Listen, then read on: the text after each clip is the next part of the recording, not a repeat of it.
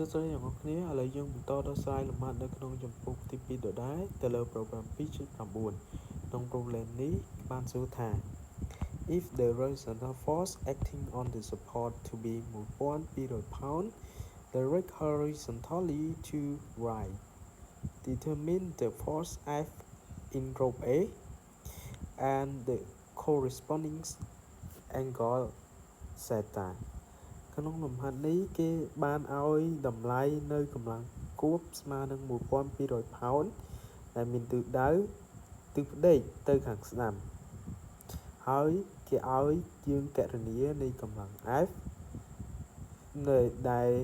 ជាកម្លាំងរបស់ rho A ខ្សែរបស់ A កម្លាំងដែលមាននៅលើខ្សែរបស់ A ហ្នឹង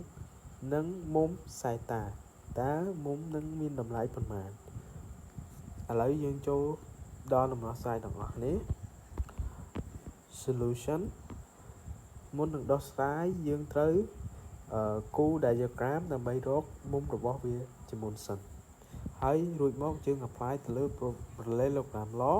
ហើយយើងរកនៅតម្លៃ F របស់ខ្សែរបស់ A ហ្នឹងជាដំបូងយើងត្រូវគូ diagram សិនអញ្ចឹង diagram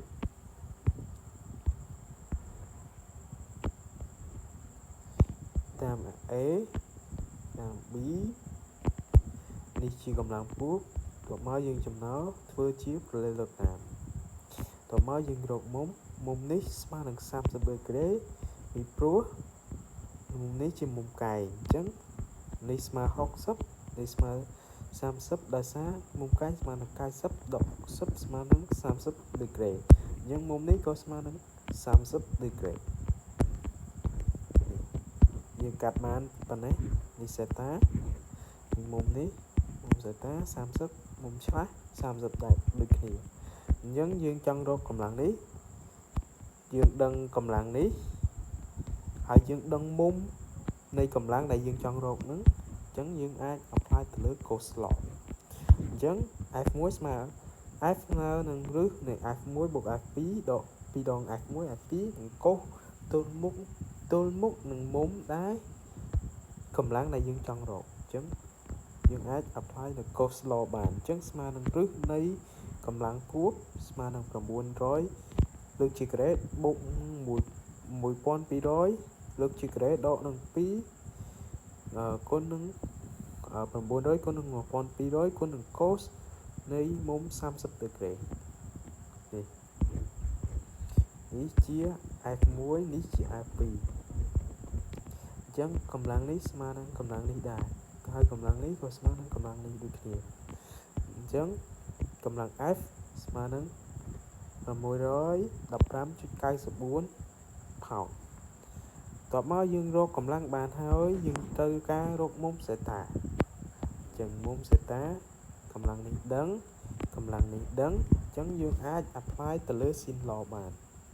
អញ្ចឹង sin theta នៅលើ900នេះនៅលើតម្លៃនៃមុំនៃកម្លាំងទល់មុខនឹងមុំហ្នឹងអញ្ចឹងនេះស្មើនឹង900 pound នេះក៏ស្មើនឹង900 pound ដូចគ្នាអញ្ចឹងស្មើនឹង sin នៃ30ដឺក្រេនៅលើនៃកម្លាំង F នេះកម្លាំង F តម្លៃនៃកម្លាំង ស្មើនឹង615.94ហើយមុំទល់នឹងវាស្មើនឹង30ដឺក្រេនឹងស្មើនឹង30ដឺក្រេ sin 30លើ615.94អញ្ចឹងយើងសរសេរបានថា sin theta ស្មើនឹង sin 30ដឺក្រេគុណនឹង900ចែកនឹង615.94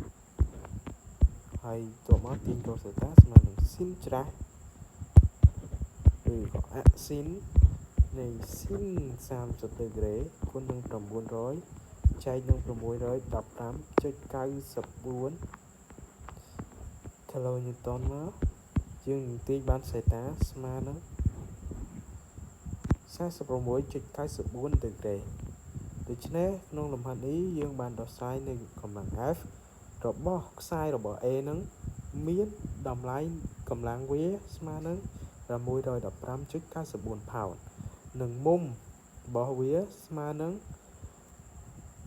46.94 ដឺក្រេ អញ្ចឹងលំហាត់នេះត្រូវបានដោះស្រាយបញ្ចប់